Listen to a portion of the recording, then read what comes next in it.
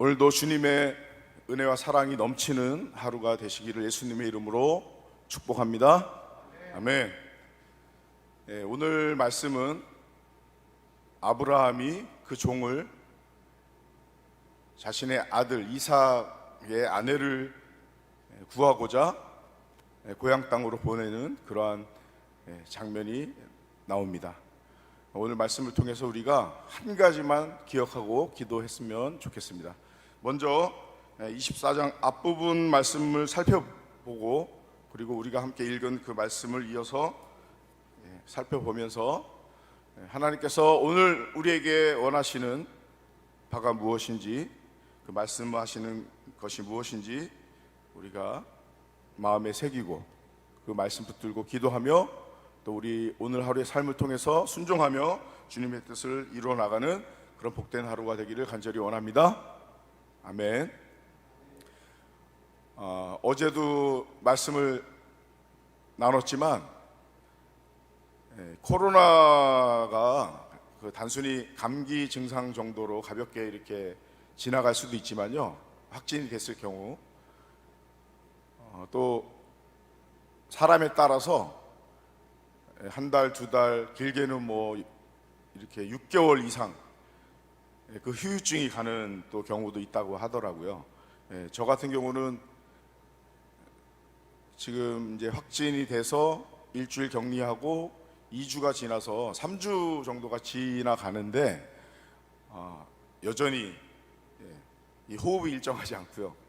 그 다음에 목소리가 계속 또 이 목이 안 좋다 보니까 목소리가 또 계속 이렇게 갈라지고 기침이 나고 그렇습니다. 정말 조심해야 될 것 같고요. 뭐 그렇다고 우리가 또 꼭 필요한 어떤 그런 활동을 안 할 수는 없잖아요. 그렇죠? 꼭 필요한 활동을 일터에서나 생업의 현장에서 또 이렇게 또 교회에 나와서 할 때에 우리가 그래도 늘 조심하면서 마스크를 잘 쓰시고요, 개인적인 방역에 또 우리가 주의를 기울여야 되겠습니다. 지금 현재 우리 교육자분들이 확진 다 돼가지고요, 격리 중에 있습니다. 특별히 우리 담임 목사님, 모든 우리 목회자분들을 위해서 기도해 주시고, 또 코로나 확진 되셔서 격리 중이거나 회복 중에 계신 우리 모든 성도님들 위해서 또 기도해 주시고 격려해 주시고 또 함께 이렇게 돕고 하면 좋을 것 같습니다. 저는 지난번에 말씀드렸지만 이게 모든 증상이 다 왔어요. 할렐루야. 뭐 이래도 감사하고 저래도 감사하잖아요, 우리는. 코로나 걸린 것 자체가 뭐 코로나 걸려서 감사합니다 이건 아니지만, 코로나 걸리면서 일주일을 격리하면서 저희 가족 5식구는 다 걸려가지고 순차적으로 집에서 가정예배 드리면서 일주일을 지내고, 또 삼시세끼를 같이 집에서 먹고 생활을 하다 보니까 또 그동안 하지 못했던 이야기들도 나누고 함께 또 이렇게 잘 서로를 또 도우면서 지낼 수 있는 그런 또 기회가 됐습니다. 이게 이제 코로나 증상이 개인차가 있고요, 또 여러 가지다 보니까 어떤 분들은 열이 나기도 하고 몸살 막 몸이 쑤시고 코가 막히고 콧물이 나고 냄새를 못 맡고, 저도 지금 현재 냄새를 잘 못 맡거든요, 아직까지. 그 다음에 이제 목이 아프고 목이 이제 칼칼하면서 기침이 나고 가래가 많이 끓고, 그 다음에 두드러기, 알러지 증상 같은 게 또 나오고, 소화불량, 설사, 복통, 뭐 이런 식은땀 나고 뭐 여러 가지 증상이 있는데 개인에 따라서 어떤 분들은 요만큼 증상이 나타나고 요 정도 나타나고 이렇게 또 다 다르더라고요. 저희 가족 같은 경우도 3명은 열이 났고 2명은 또 열이 안 났고, 근데 기본적으로 목이 아프고 쑤시고 뭐 하는 거는 똑같이 다 일반적으로 우리 주변에 최근에 확진된 분들 말씀을 들어보니까 그렇더라고요. 근데 저는 모든 증상이 다 와가지고 한 열흘 정도 고생을 했는데, 열흘 정도 지나니까 컨디션이 몸 상태가 조금씩 회복은 되는데 뭐 20일 이상이 현재 지났는데도 컨디션이 한 60% 정도 이렇게밖에 안 올라왔습니다. 조금 시간이 걸릴 것 같은데요. 제가 이 말씀을 드리는 이유는 이 코로나 이게 보통이 아니구나. 너무 이렇게 염려하실 필요도 없지만 그렇다고 해서 이거 뭐 별거 아니구나 이렇게 또 우리가 방심하면 안 된다라는 거예요. 늘 당분간은 계속해서 정부의 어떤 그 정책이 이렇게 저렇게 바뀐다고 할지라도 그것을 잘 따라야 되는 거는 마땅하지만 개인적으로 가정적으로 또 이렇게 일터에서나 교회에서나 우리가 주의를 잘 기울여야 되겠습니다. 아멘. 특별히 담임 목사님, 우리 부목사님, 전도사님들 위해서 기도해 주시고 그다음에 우리 모든 성도님들, 우리 자녀들 위해서 기도해 주시기 바랍니다. 속히 코로나의 이 모든 어려운 일들이 없어지고 다시금 예전에 어떤 그런 모든 활동들, 일들 잘 진행되었던 그 시절로 돌아갈 수 있도록 우리가 기도하고 힘써야 되겠습니다. 앞서 나오는 내용을 먼저 잠깐 살펴보면요, 아브라함이 24장 1절 말씀 보니까 아브라함이 나이가 많아서 늙었다 이렇게 이제 나와 있습니다. 여호와께서 그에게 범사에 복을 주셨더라 또 이렇게 이어지고 있습니다. 아브라함을 믿음의 조상 또 복의 사람이라고 열국의 아비라고 우리는 성경이 말씀하시는 그대로 잘 알고 있습니다. 다시 한번 24장 1절 말씀을 통해서 아브라함이 나이 많아 늙기까지 여전히 여호와 하나님께서 함께 하시면서 그에게 많은 복을 범사에 주시고 계심을 우리가 확인할 수 있습니다. 오늘도 우리 주님께서 나에게, 우리 가정 가운데, 일터 가운데, 자녀 가운데, 특별히 우리 교회 공동체 가운데 계속해서 복을 주시고 계심을 우리는 기억하고 그 복을 잘 헤아려 보고 세어보고 받은 복을 세어보아라 이런 찬송을 우리가 부르잖아요. 그 복을 잘 기억하고 생각하고 마음에 새기고 세어보면서 우리가 감사하는 그런 하루가 되기를 간절히 바랍니다. 아멘. 이 아브라함이 이제 나이가 많아 늙었다고 하니까 그 다음에 이제 나오는 내용이 이해가 되죠. 안 그래도 아들 이삭을 늦게 우리가 이렇게 봤을 때 하나님의 때에 하나님께서 주셨겠지만 늦게 아들을 보고 그 아들이 이제 본인이 나이가 늙다 보니까 이제 결혼을 시켜야 되겠구나 이런 생각을 당연히 했을 것이고 그래서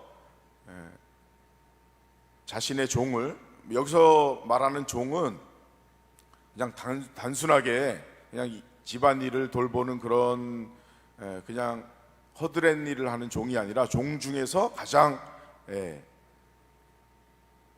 중요한 역할을 감당하고 있는 그런 종입니다. 아브라함이 종을 대했던 그 내용과 또 그 종이 행했던 그 모습을 우리가 24장을 통해서 살펴보시면 24장을 이제 쭉 읽어보시면 그 둘의 관계가 보통 관계가 아니었음을 우리가 알 수 있습니다. 이렇듯이 우리가 어떤 관계이든지 간에 특별히 가족 간에 성도 간에 함께 일하는 그런 동료 간에 어떤 관계를 주님 안에서 잘 맺어가야 되는지에 대해서 우리가 생각해 볼 필요가 또한 있습니다. 주님 안에서 사랑의 섬김으로 헌신으로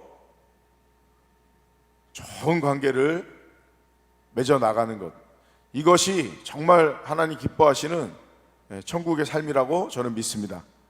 특별히 시편 133편에 나와 있듯이 형제 자매가 한데 어울려 이렇게 잘 살아가는 모습이 하나님 보시기에 얼마나 아름답고 선한 것인지에 대해서 우리가 잘 알고 그 무엇보다도 관계를 주님 안에서 잘 세워나가는 일에 우리가 힘을 쏟아야 될 줄 믿습니다. 아멘. 이게 어떨 때는 내 옆에 나와 함께하는 어떤 사람보다는 일이 앞설 때가 있어요. 예전에 우리 윤동규 담임 목사님 주일 설교 말씀 가운데서 그런 말씀 해주셨던 거 기억이 나는데요.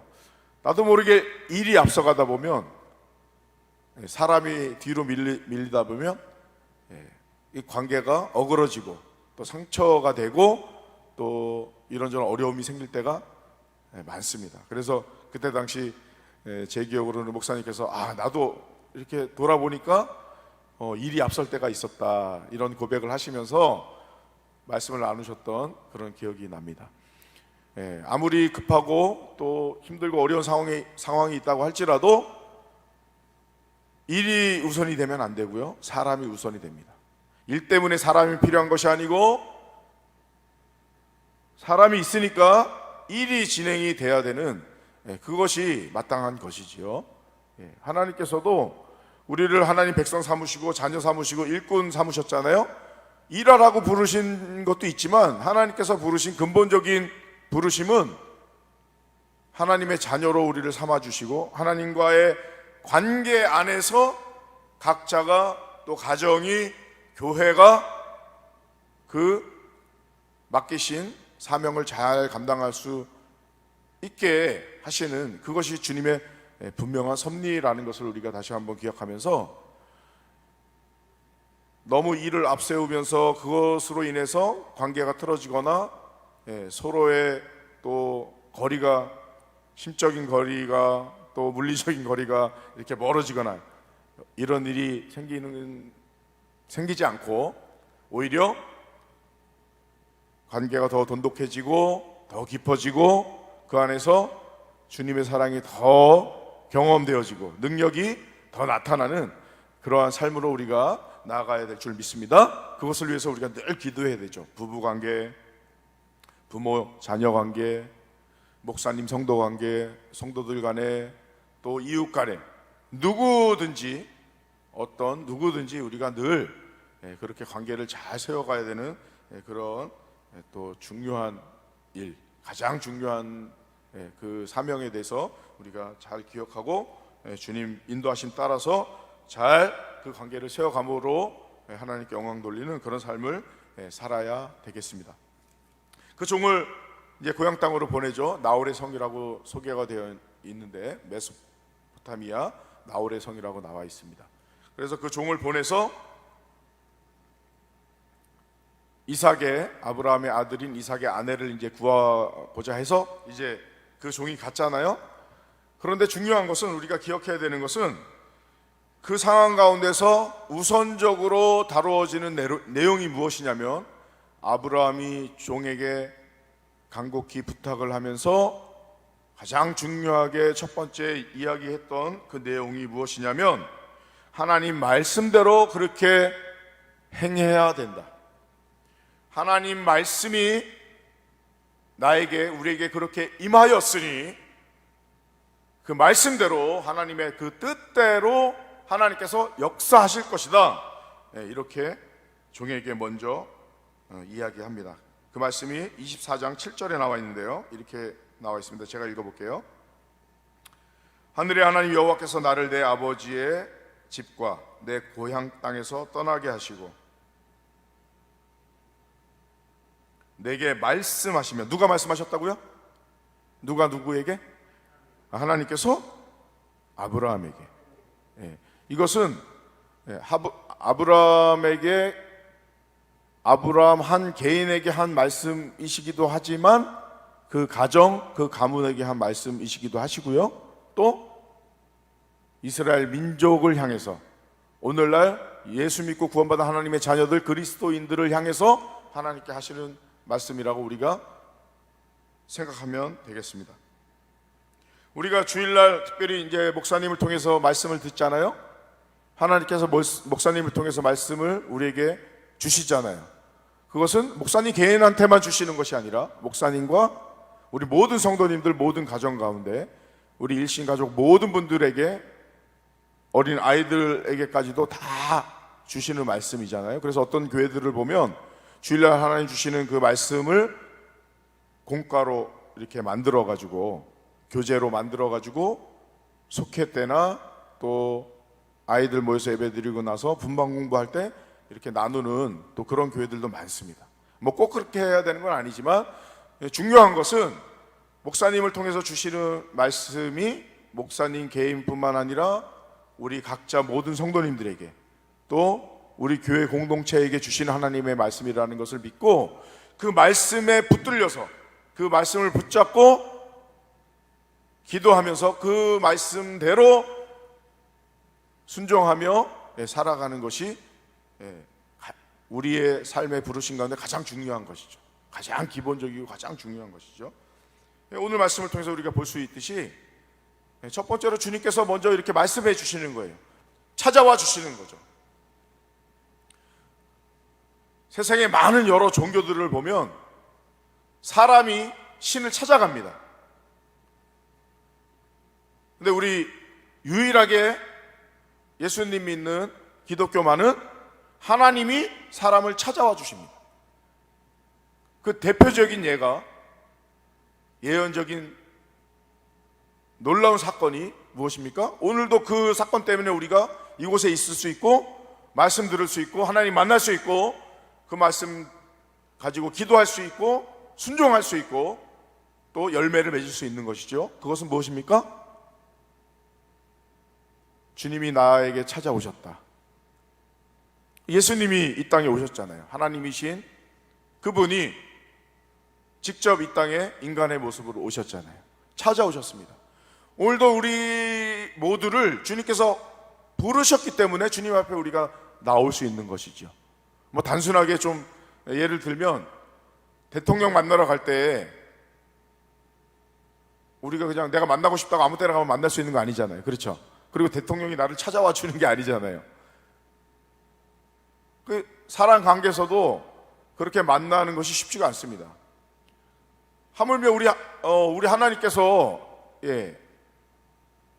행하시는 일들을 보면 특별히 하나님을 만날 수 있고 찾을 수 있고 만날 수 있고 하는 일들을 보면 다 뒤로 하고 첫 번째로 중요한 것이 하나님께서 먼저 말씀하시고 부르시고 초청하시고 찾아와 주시기 때문에 우리가 주님 앞에 나올 수 있고 주님을 만날 수 있고 특별히 그 말씀을 듣고 그 뜻을 깨닫고 주님 안에서 성령 안에서 기도할 수 있고 또 능력 받아서 우리의 삶 가운데서 주님께 영광 돌리는 주님의 뜻을 이루는 삶을 살 수 있다라는 것이지요.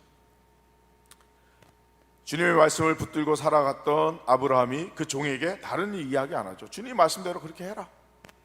이 정도 우리가 읽은 내용 그대로 다시 한번 나누면 그 말씀 그대로를 붙잡고 행하는 가운데 기도하잖아요. 그곳에 가서 기도부터 합니다. 우리가 읽은 말씀 가운데 다 나오는 내용이니까요. 다시 한번 오늘 하루 어떤 시간에서든 24장 말씀을 쭉 한번 읽어보시기 바랍니다. 종이 기도합니다. 내가 원하건대 내 주인 아브라함의 하나님 평탄한 길을 열어주셔서 순조롭게 그 모든 일들이 주님 말씀대로 그 말씀하신 대로 그 뜻대로 이루어지게 하여 주시옵소서 그렇게 기도하잖아요. 두 번째는 무엇이냐면 하나님이 찾아오시고 하나님을 만나고 하나님께서 말씀하시고 그 뜻을 알게 해주셨을 때에 감사함으로 그 말씀을 마음에 새기면서 그 말씀대로 이루어지기를 무엇 해야 된다고요? 기도해야 되는 거죠.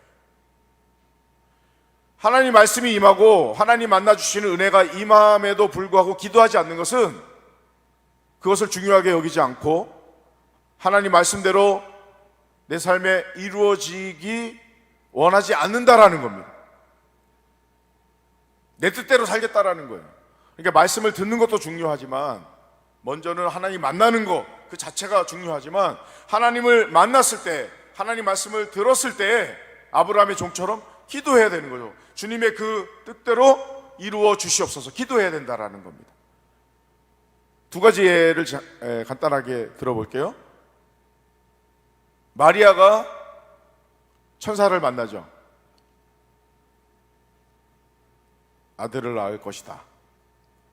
예수님의 육신의 어머니 마리아. 그랬을 때 마리아가 뭐라고 나중에 고백을 하죠? 말씀대로 이루어 주시옵소서 이렇게 기도합니다. 우리 예수님께서도 어떤 기도하셨어요? 십자가에 못 박혀 돌아가시기 전에 기도하실 때 어떻게 기도하셨습니까? 나의 원대로 마시고 아버지의 뜻대로.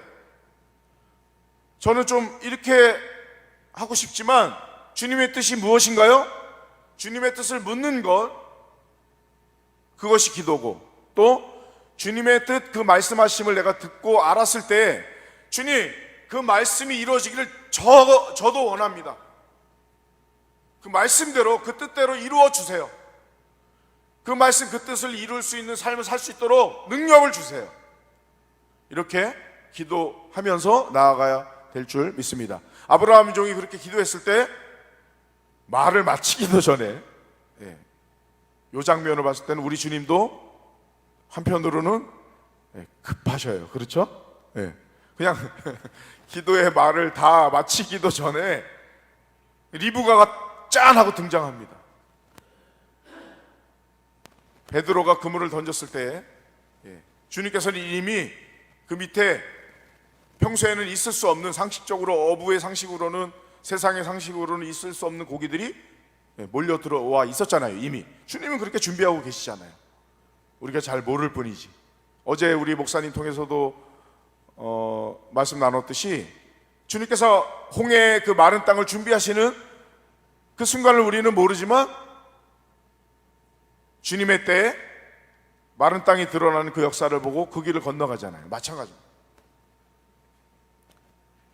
이미 주님께서는 우리가 간구하기 전에도 모든 것을 다 아시고 준비하시고 계신다라는 거예요.